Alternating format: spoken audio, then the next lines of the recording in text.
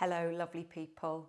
As we move through the summertime, I thought it'd be really nice just to share, well, it's a poem, but also just some thoughts about summertime energy and that sense of connection that's part of that lovely energy of the fire element.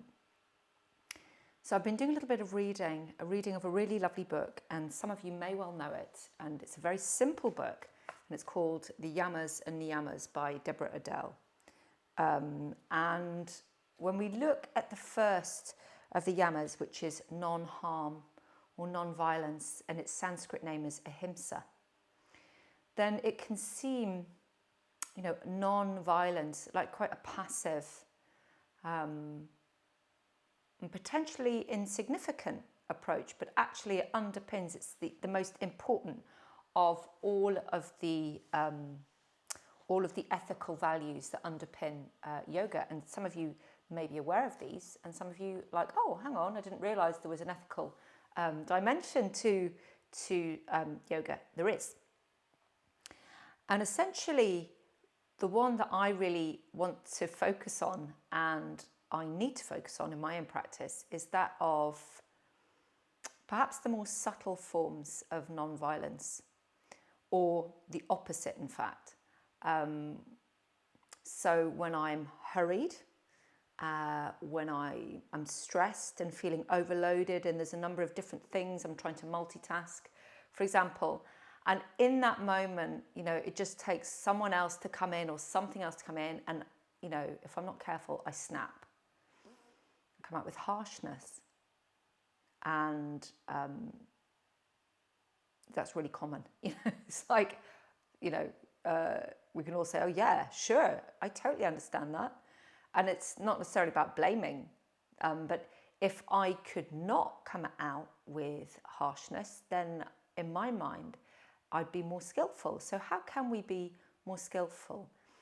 And in moments like that, it shows us that the harshness or the violence that perhaps we're going to do towards others is based on a harshness towards ourselves.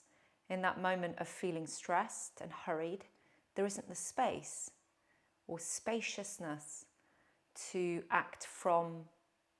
It's, you're acting in the moment, reacting rather than responding. And so with that thought, how do we create that spaciousness for ourselves? Or perhaps a better question is, how do you create that spaciousness for yourself? And so inviting that in as a thought, or perhaps something to ponder, or even devote a few minutes of mindful meditation over. How can we create that spaciousness? And for some of us, it may well be that, I am going to sit, I'm going to spend that 5 minutes. I'll set my alarm a little earlier, or I'll simplify the things that I'm doing, and I'll simply not do as much. So I have that spaciousness. And then from that spaciousness, I can act kindly. Another thing can be simply, it's time for a holiday. Yet how do we get that holiday into this very moment, the day-to-day?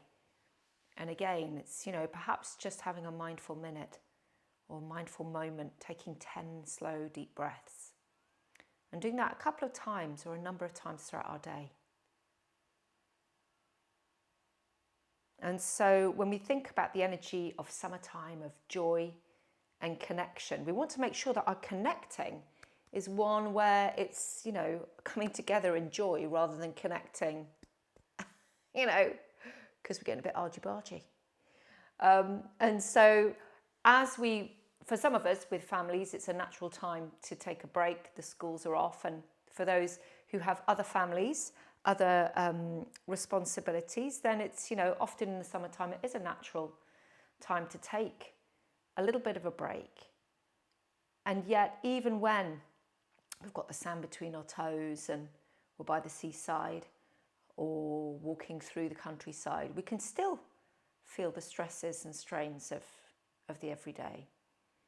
And so how can we invite in that spaciousness for ourselves? How can we turn our violence towards ourselves, that of hurriedness, of stress, of overwhelm, of doing too much, into a more spacious and mindful and ahimsa way of being. And so often that's taking a little bit of a rest, a little bit of a break. And I'm going to finish with, well, it's the full poem is a couple of pages, but I'm just going to read the second half of this wonderful poem by John O'Donoghue, and it's For One Who Is Exhausted. You have travelled too fast over false ground. Now your soul has come to take you back. Take refuge in your senses. Open up to all the small miracles you rushed through.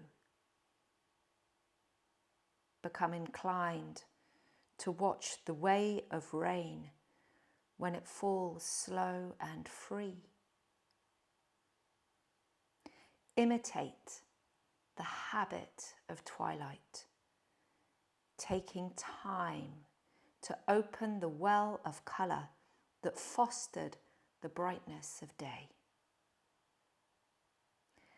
Draw alongside the silence of stone until its calmness can claim you.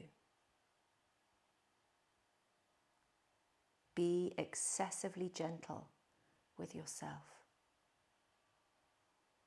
Stay clear of those vexed in spirit. Learn to linger around someone of ease who feels they have all the time in the world.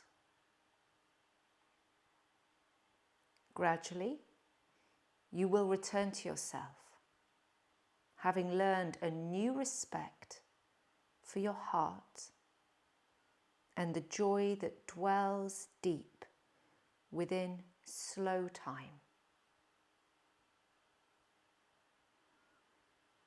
And so with that, sending blessings of the summer season. I look forward to joining you in practice on the mat. There's going to be a class tonight, which is the 13th of July, and then the following class is the 27th, because I'm here, there and everywhere. But you're also welcome to join me on demand anytime on my Vimeo channel. I'm uploading some fresh content, fresh videos there tomorrow. And with that, sending lots and lots of love, and I hope to see you on the mat sometime very, very soon.